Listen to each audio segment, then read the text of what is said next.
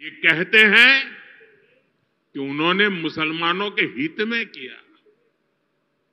मैं जरा ऐसे सभियों से पूछना चाहता हूं, वोट बैंक के भूखे इन राजनेताओं से कहना चाहता हूं, अगर सच्चे अर्थ से आपके दिल में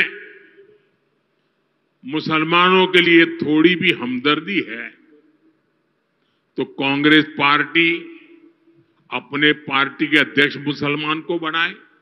क्यों नहीं बनाते भाई? संसद में टिकट देते हैं, 50% मुसलमानों को दो। जीत करके आएंगे तो अपनी बात बताएंगे, लेकिन ये नहीं करना है।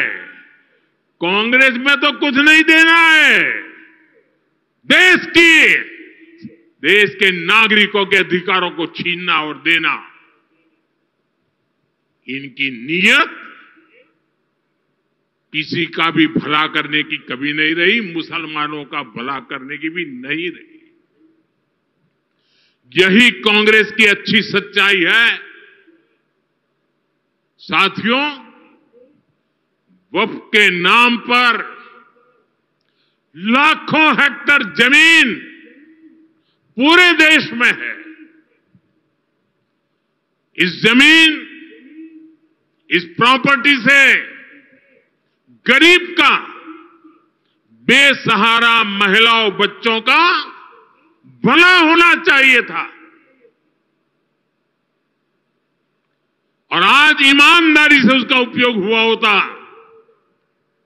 तो मेरे मुसलमान नौजवानों को साइकिल के पंक्चर बना करके जिंदगी नहीं गुजारनी पड़ती। लेकिन इससे मुट्ठी भर भू माफिया का कोई भला हुआ।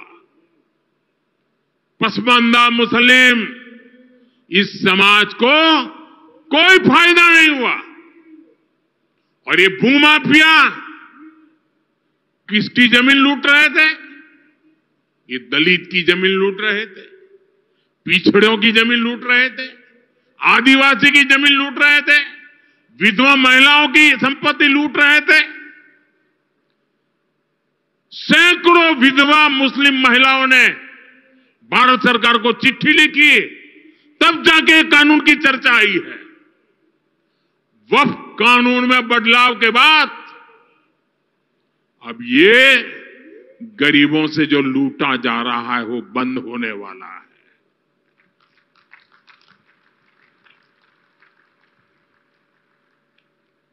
और सबसे बड़ी बात, हमने एक बहुत बड़ा जिम्मेदारीपूर्ण महत्वपूर्ण काम किया है।